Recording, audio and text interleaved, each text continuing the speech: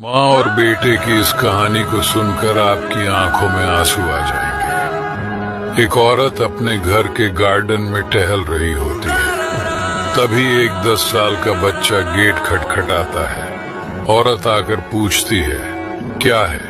बच्चा बोला, मेम साहब आपका गार्डन साफ कर दूं? औरत बोली, हमें नहीं साफ करवाना।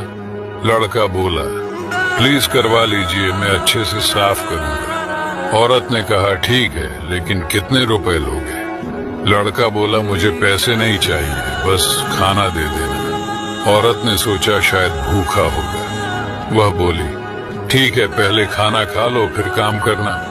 बच्चा बोला, नहीं मेम साहब, काम के बाद खाना खा लूंगा। ऐसा बोलकर अपने काम में लग गया। 1 घंटे बाद लड़का बोला, देख लीजिए मेम साहब, सफाई अच्छे से हो गई या नहीं? औरत बोली, अरे वाह, तुमने तो बहुत अच्छे से सफाई की और गमले भी अच्छे से लगा दिए। यहाँ बैठ जाओ, मैं खाना लाती हूँ। जैसे ही औरत खाना लाई तो लड़का अपनी जेब से पन्नी निकाल कर उसमें भरने लगा। औरत बोली, भूखे पेट काम किया है, यहीं बैठकर खा लो, जरूरत पड़ी तो और दे दूंगी। लड़का बोला, नहीं मेम साहब, मेरी माँ बीमार है, सरकारी अस्पताल से दवा तो मिल गई है, पर डॉक्टर ने खाली पेट दवा खाने को मना किया है, इसलिए मैं अपनी माँ के लिए खाना लेकर जा रहा हूँ। ये सुनकर औरत रो पड़ी और बच्चे को अपने हाथों से खाना खिलाया और उसकी माँ के लिए भी खाना दिया,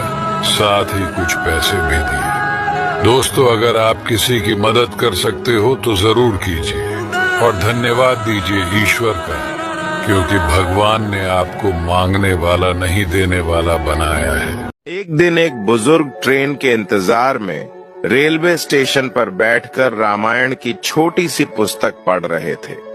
तभी उनके पास बैठे एक नए शादीशुदा जोड़े में से युवक ने कहा, बाबा, क्यों अपना समय बर्बाद कर रहे हो? इनसे आपको क्या सीखने को मिलेगा? अगर पढ़ना ही है तो अखबार पढ़ो, मैगजीन पढ़ो और बहुत सारी चीजें हैं जो आपको दुनियादारी की बातें सिखाती हैं, व्यावहारिक ज्ञान देती हैं, उन्हें पढ़ो। इतने में अचानक ट्रेन आ गई। युवक अगले और बाबा पिछले गेट से ट्रेन में चढ़ गए। ट्रेन चलने के थोड़ी ही देर बाद युवक की चीखने चिल्लाने की आवाज आई, क्योंकि युवक खुद तो ट्रेन में चढ़ गया था, परंतु उसकी पत्नी ट्रेन में नहीं चढ़ पाई थी, वो पीछे ही रह गई थी। तभी बाबा ने कहा कि बेटा, तुमने अखबार व अन्य सैकड़ों पुस्तकों को पढ़ने की बजाय अगर रामायण पढ़ी होती तो तुम्हें ज्ञात होता कि राम सखा तब नाव मंगाई, प्रिया चढ़ाई चढ़े रघुराई।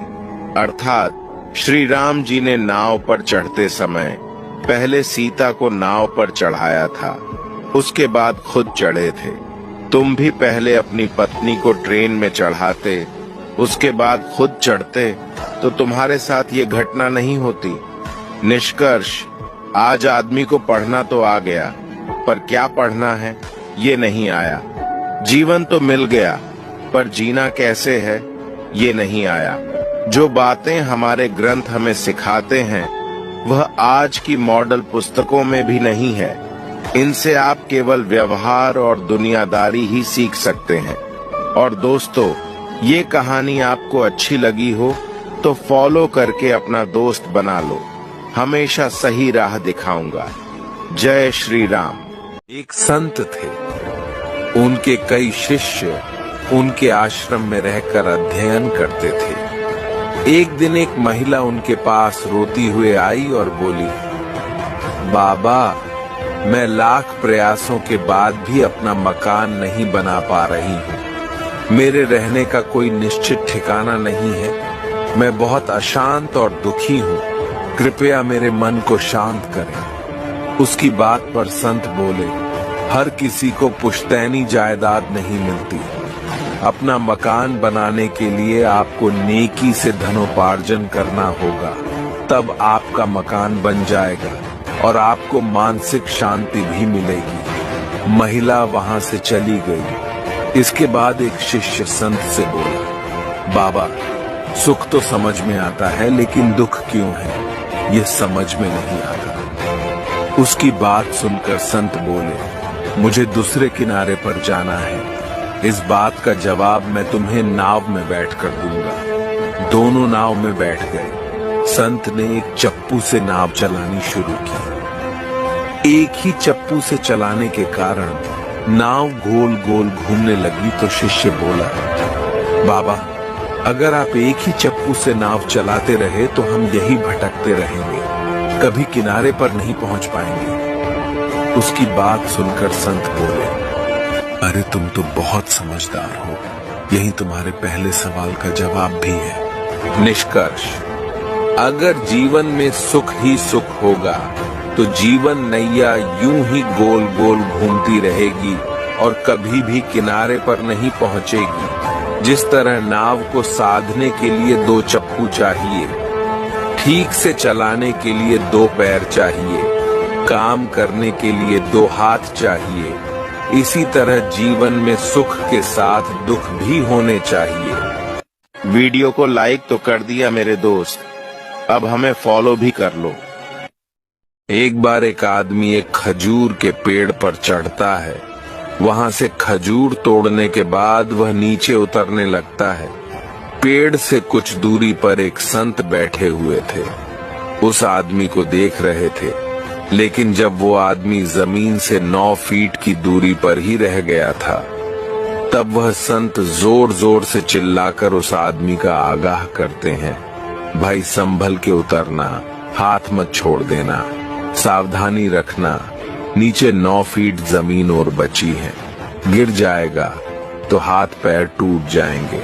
उस आदमी ने सोचा, बड़े अजीब महाराज हैं, जब मैं सबसे ऊपर था तब तो कुछ नहीं बोला, और अब मैं उतरने ही वाला हूँ तो बोलते ही जा रहे हैं।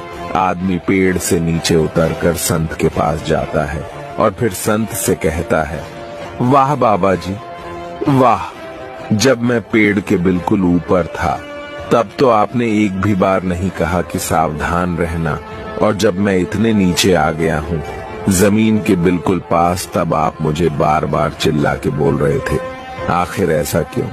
संत ने कहा, बेटा ये तो ध्यान देने लायक बात है, जब तुम सबसे ज्यादा ऊंचाई पर थे तब खतरा भी ज्यादा था, तब तो तुम खुद ही बहुत सावधान थे, लेकिन जैसे जैसे नीचे आने लगे तो तुम्हारी लापरवाही भी बढ़ गई थी। निष्कर्ष जिंदगी में भी यही होता है, जब हम ऊंचाई पर होते हैं, खतरों के पास होते हैं तो बहुत ज्यादा सावधान रहते हैं, खुद पर पूरा विश्वास होता है, लेकिन जैसे जैसे खतरा कम होने लगता है लोग लापरवाह हो जाते हैं। और आप लोगों को इन सब में दिलचस्पी है तो हमारे साथ जुड़े रहिए। एक छोटी सी चिड़िया जिसके पैर टूटे हुए थे, जमीन पर रेंगती हुई अपने घोंसले की ओर जा रही थी। हर कदम पर उसे दर्द हो रहा था, लेकिन वो हार नहीं मान रही थी। वो धीरे धीरे आगे बढ़ती रही और आखिरकार अपने घोंसले तक पहुंच गई।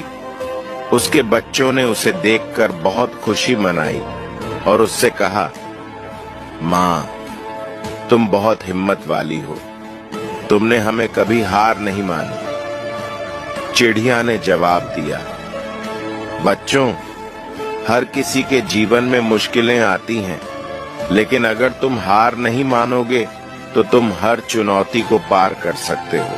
वीडियो को लाइक तो कर दिया मेरे दोस्त, अब हमें फॉलो भी कर लो।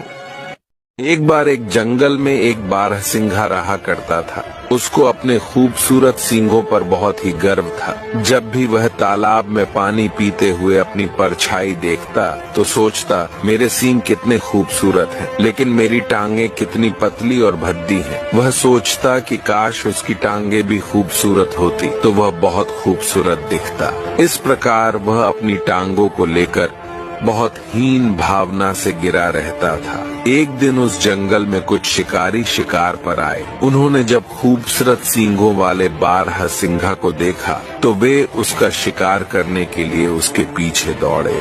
बारहसिंघा बहुत तेज दौड़ा और शिकारियों से काफी दूर निकल गया। भागते हुए वह पेड़ों के नीचे से गुजर रहा था। तभी अचानक बारहसिंघा के सींग एक पेड़ की शाखा में अटक गए। बारहसिंघा अपने सींग छुड़ाने की भरपूर कोशिश कर रहा था, लेकिन सींग नहीं निकल पा रहे थे। इधर शिकारी लगातार निकट आते जा रहे थे। खूब कोशिश करने के बाद बड़ी मुश्किल से उसने अपने सींग छुड़ाए और वहां से जान बचाकर सुरक्षित स्थान पहुंचा। अब बारहसिंघा सोचने लगा, मैं भी कितना बड़ा मूर्ख हूँ। जिन सींगों की खूबसूरती पर मैं इतना इतराता था, आज उन्हीं की वजह से मैं भारी संकट में फंस गया था। और जिन टांगों को मैं भद्दी कहकर कोसा करता था, आज उन्हीं टांगों ने मेरी जान बचाई है। निष्कर्ष, इस दुनिया में कोई भी इंसान परफेक्ट नहीं है। हर किसी में कुछ न कुछ कमी जरूर है, लेकिन हमको इस कमी को लेकर हीन भावना का शिकार नहीं होने देना है। आप जैसे भी हैं सर्वश्रेष्ठ है और आप लोगों को इन सब में दिलचस्पी है तो हमारे साथ जुड़े रहिए। किसी गांव में एक सेठ रहता था। उसका नाम था नाथलाल सेठ। वो जब भी गांव के बाजार से निकलता था तब लोग उसे नमस्ते करते थे। वो उसके जवाब में मुस्कुराकर अपना सिर हिला देता था और बहुत धीरे से बोलता था कि घर जाकर बोल दूंगा। एक बार किसी व्यक्ति ने सेठ को ये बोलते हुए सुन लिया तो उसने सेठ को पूछ लिया कि सेठ जी, आप ऐसा क्यों बोलते हो कि घर जाकर बोल दूंगा। तब सेठ ने उस व्यक्ति को कहा, मैं पहले धनवान नहीं था। उस समय लोग मुझे नाथू कहकर बुलाते थे और आज के समय में धनवान हूँ तो लोग मुझे नाथलाल सेठ कहकर बुलाते हैं। ये इज्जत मुझे नहीं धन को दे रहे हैं, इसलिए मैं रोज घर जाकर तिजोरी खोलकर धन को ये बता देता हूँ कि आज तुमको कितने लोगों ने नमस्ते किया। इससे मेरे मन में अभिमान या गलत फहमी नहीं आती कि लोग मुझे इज्जत दे रहे हैं। इज्जत सिर्फ पैसे की है, इंसान की नहीं। दोस्तों, ऐसे ही मोटिवेशन वीडियो के लिए हमारे पेज को फॉलो कर लो। पर कुत्ते और गधे में शर्त लगी कि जो दौड़कर पहले पहुंचेगा वो सत्ता के सिंहासन पर बैठकर राज करेगा। दौड़ शुरू हुई। कुत्ता खुश था। उसने सोचा वो तो तेज दौड़ता है, गधे को तो यूं ही हरा देगा। दोनों ने दौड़ लगानी शुरू कर दी, पर उसे क्या मालूम था कि हर एक मोहल्ले के चौक पर बहुत से कुत्ते हैं और वो उसे आगे जाने ही नहीं देंगे। हुआ भी ऐसा ही।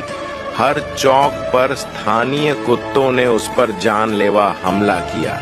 वो बहुत से कुत्तों से लड़ता हुआ जैसे तैसे पहुंच गया, लेकिन वहां जाकर देखा कि गधा सत्ता के सिंहासन पर बैठकर राज कर रहा है। हताश घायल कुत्ता बोला, काश मेरी ही बिरादरी वाले मुझसे लड़े न होते तो मैं राजा बनकर उन्हें ही फायदा देता। निष्कर्ष, तुम्हारे लोग ही तुम्हें नहीं जीतने देंगे। दोस्तों, वीडियो को तो लाइक कर दिया, अब फॉलो भी कर लो। एक बार एक राजा ने 2 कैदियों को मौत की सजा सुनाई। उसमें से एक कैदी जानता था कि राजा को उड़ने वाले घोड़े का बहुत शौक है, तो उसने राजा से कहा, अगर आप मेरा जीवन बख्श देंगे तो मैं आपके घोड़े को 1 साल के अंदर उड़ना सिखा दूंगा। ये सुनकर राजा बहुत खुश हुआ। राजा ने सोचा कि दुनिया का मैं पहला राजा हूँगा जो उड़ने वाले घोड़े की सवारी करूँगा। तो इस पर दूसरा कैदी ने उसकी तरफ देखते हुए कहा, तुम पागल हो गए हो क्या? कहीं घोड़ा भी उड़ सकता है। ये तो तुम अपनी मौत को 1 साल के लिए टाल रहे हो, फिर 1 साल के बाद क्या होगा पता है तुमको। तब उसने कहा कि मैं अपनी मौत को नहीं टाल रहा हूँ, बल्कि मैं अपने आप को आजाद करने के लिए 4 मौके दे रहा हूँ। हो सकता है 1 साल के अंदर राजा मर जाए, या मैं मर जाऊं, या घोड़ा मर जाए, या फिर मैं 1 साल के अंदर घोड़े को उड़ना सिखा दूं। निष्कर्ष, हमें कठिन से कठिन परिस्थितियों में भी आशा नहीं छोड़ना चाहिए। हमें कभी भी हार नहीं मानना चाहिए। क्या पता हम रहे या ना रहे, इसलिए किसी भी मुसीबत का डट कर सामना करना चाहिए। और आप लोगों को इन सब में दिलचस्पी है तो हमारे साथ जुड़े रहिए।